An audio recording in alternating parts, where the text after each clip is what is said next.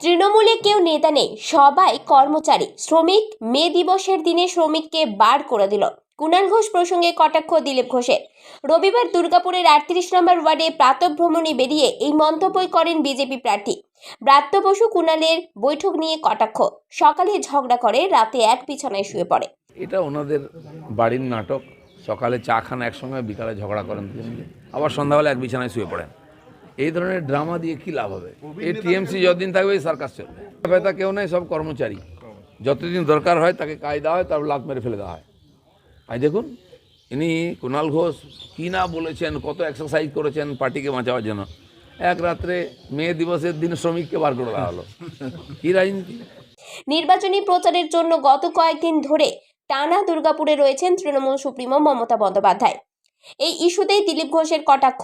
আমরা স্টেশনে সাইকেল রাখি, উনি সঙ্গে একটা হেলিকপ্টার রেখেছেন।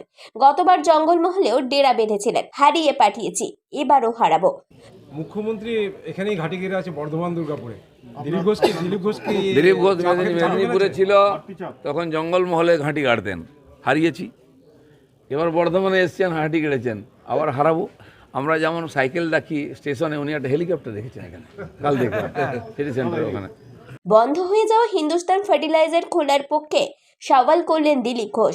দিন কয়েক আগেই কেন্দ্রীয় আইনমন্ত্রী অর্জুন রাম মেঘওয়াল দুর্গাপুরে বলেছিলেন হিন্দুস্তান ফার্টিলাইজার খোলা সম্ভব। এবার সেই সুরেই বললেন দিলীপ ঘোষও।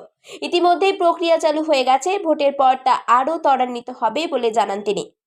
অলরেডি উনি এসেই আমরা বলেছি, এক সপ্তাহ হয়ে গেল, পিএমওর সঙ্গে কথা বলেছেন, কথাবার্তা শুরু হয়ে গেছে, প্রজেক্ট ইত্যাদির অ্যাসেসমেন্ট শুরু হয়ে গেছে। এখন তো ইলেকশন হবে না, কিন্তু এই প্রসেস যাতে আগে চলে আমি আছি তার জন্য। এটা যাতে শুরু হয়ে যায়। 4টে কারখানা খোলা হয়ে গেছে সারা ভারতবর্ষে। ভারত বিদেশ থেকে লক্ষ লক্ষ কোটি টাকা সার আমদানি করছে, কারণ কৃষির জন্য সার চাই। তো আমরা চাই ভারতবর্ষে তৈরি হোক, বিদেশে সার কম আসুক, বিদেশি মুদ্রা বিদেশে না যায়।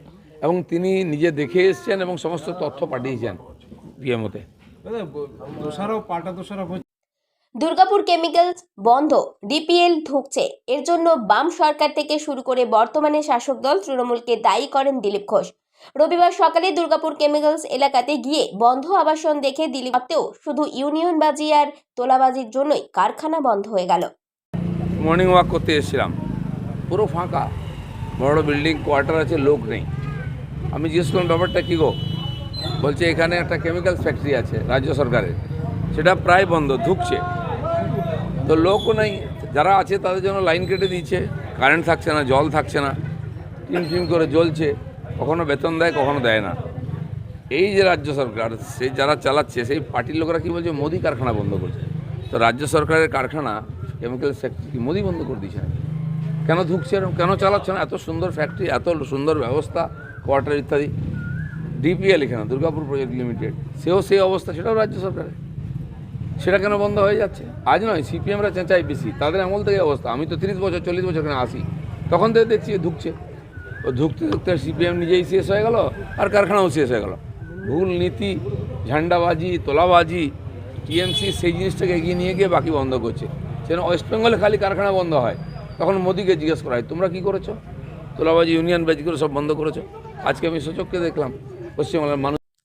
দুর্গাপুর থেকে কৌশিক বাসুর রিপোর্ট, 99 নিউজ বাংলা।